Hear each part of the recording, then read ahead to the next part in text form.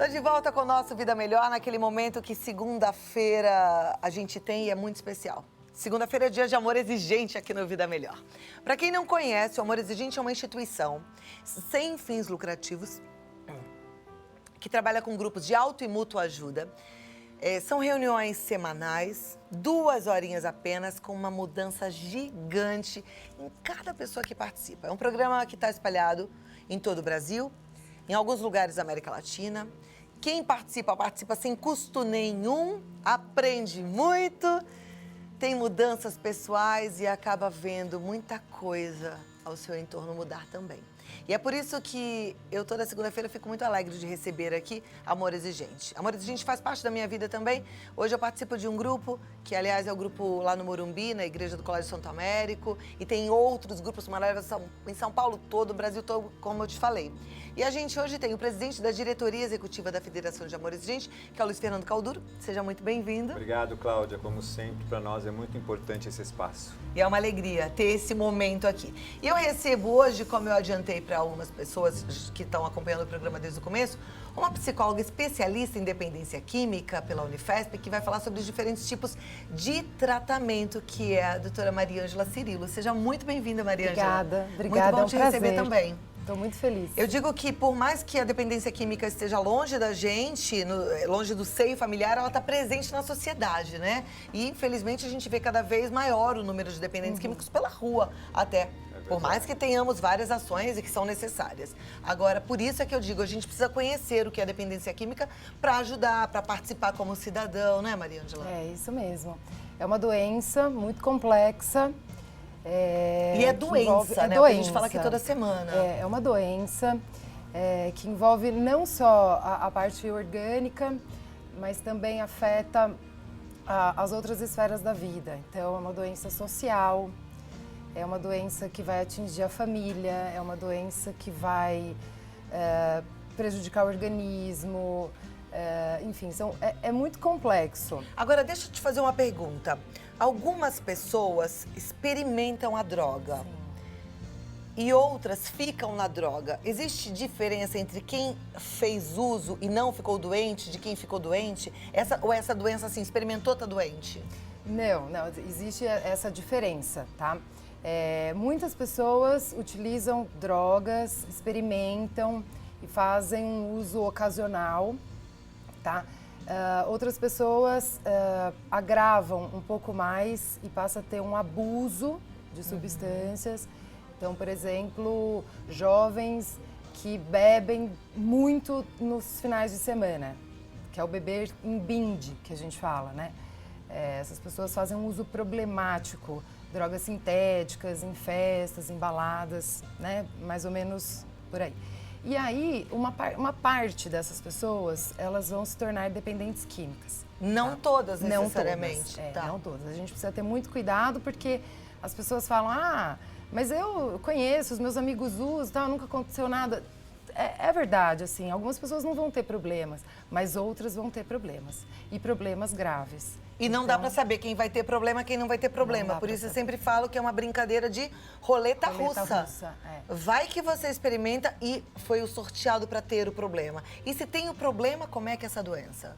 Bom, e aí então começa um tratamento que é tão complexo quanto a própria doença. Pra gente falar que um tratamento é eficaz, primeiro temos que pensar o seguinte: não existe um único tratamento que seja eficaz para todo mundo. Tá? Cada paciente tem as suas particularidades.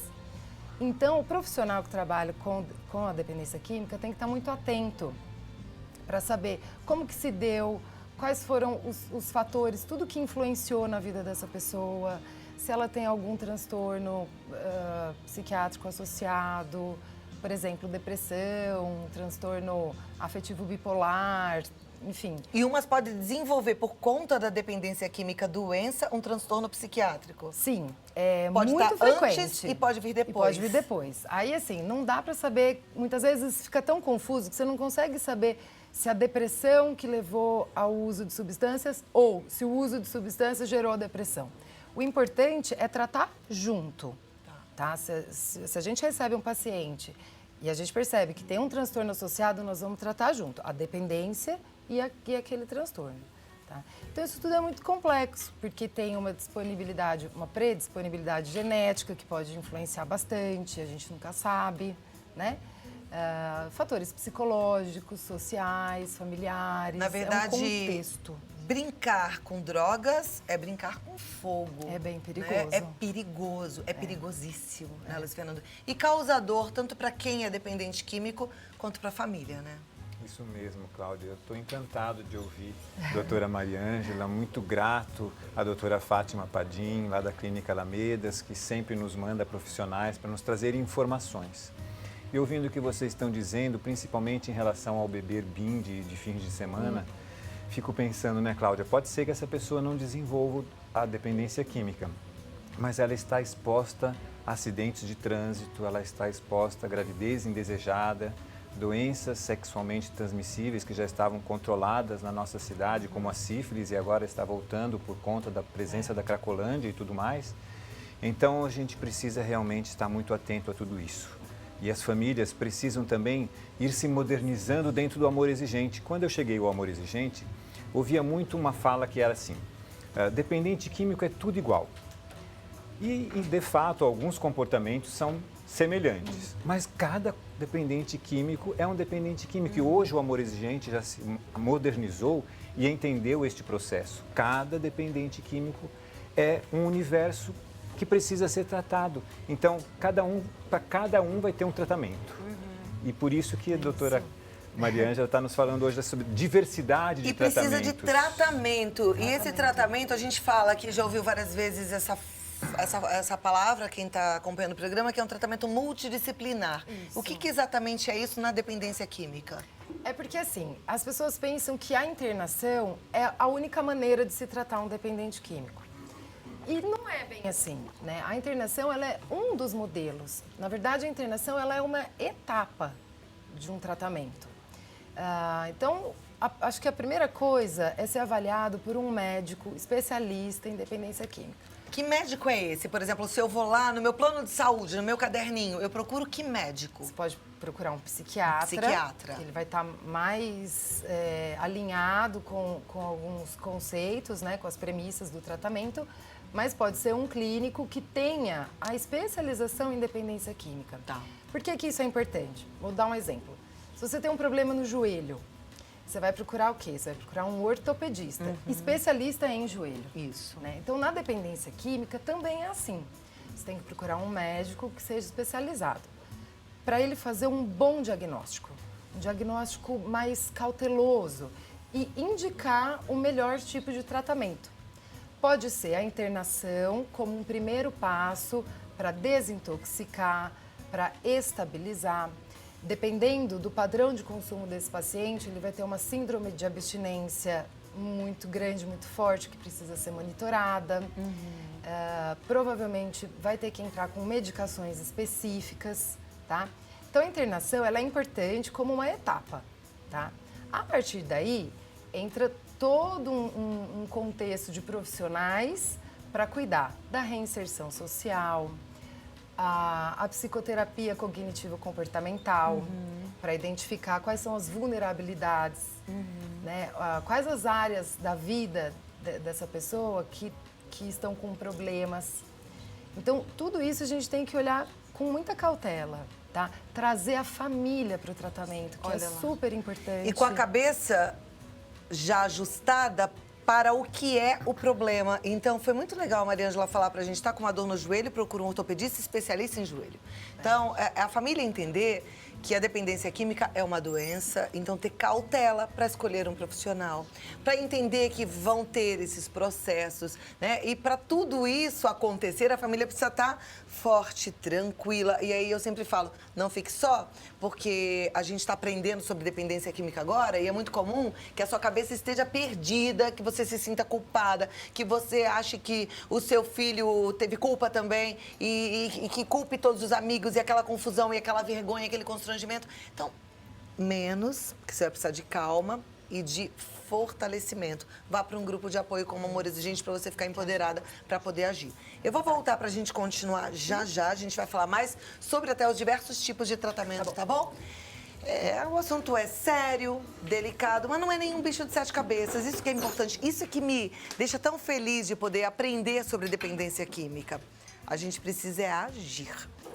A família tem muito a aprender e os Muito, grupos né? trazem esse ensinamento. Muito comum as famílias, às vezes, chegando, querendo saber aonde interna. Às vezes, meninos de 14, 15 anos, é preciso que realmente a família primeiro entenda o que é essa dependência química, para depois poder saber qual é o tratamento adequado e aí buscar uma internação. Antes de frequentar, no mínimo, 6, 8 reuniões de amor exigente, é muito prematuro buscar uma clínica para um adolescente de 16 anos, por exemplo, que está bebendo e fumando maconha. Pode até ser que seja necessário, mas vamos amadurecer. Às vezes a gente quer terceirizar, quer se livrar do problema e não é bem assim, né, Cláudia? Não, e quanto mais a gente conhece, melhor é a nossa atitude depois, enquanto a pessoa estiver no tratamento, depois que ela tiver decidido realmente abandonar as drogas, né? Até para prevenir recaída. A Dália, ela diz assim, estou assistindo ao programa e gostaria muito de ajuda, pois tenho uma afilhada de 17 anos, usuária de drogas, e eu gostaria de ajudá-la. Me dê uma luz, um direcionamento. Ela é de Minas Gerais. O que nós podemos falar, Bom, Maria Ângela? A primeira coisa, eu acho, que é procurar um grupo de mútua ajuda, o Amor Exigente, que é gratuito e que... Viu que bom, se eu falasse isso, as pessoas iam dizer, é claro, né, o Luiz Tá puxando Fernando. brasa para sua própria Mas sardinha, é um a gente tá ouvindo a profissional profissional falando isso, né? Não, mas de verdade, é uma ferramenta muito boa como começo, sabe? O pontapé inicial é você buscar todas as informações possíveis. Quanto mais informação você tiver sobre o problema, mais fácil fica de resolver, certo? Então, ela começa a buscar essas informações nos grupos de Amor Exigente, não só o Amor Exigente, mas tem outros também. Alanon... Toda informação, toda informação é útil, né? E bem-vinda. todo apoio apoio, te empodera, né? Isso E é aí legal. você vai motivar essa pessoa a buscar e aceitar um tratamento. A pessoa precisa entender que, de fato, ela tem um problema. Enquanto ela não entender isso, fica um pouco mais difícil, tá? Se preciso for... Agora sim, tá todo mundo falando dessa internação compulsória, né? Isso está muito em evidência. Mas, assim, sempre existiu essas diferentes intervenções. Então, você tem a internação voluntária, quando o paciente aceita, ele deseja, ele quer, ele se dispõe ao tratamento, que é muito bom, porque facilita bastante, tá?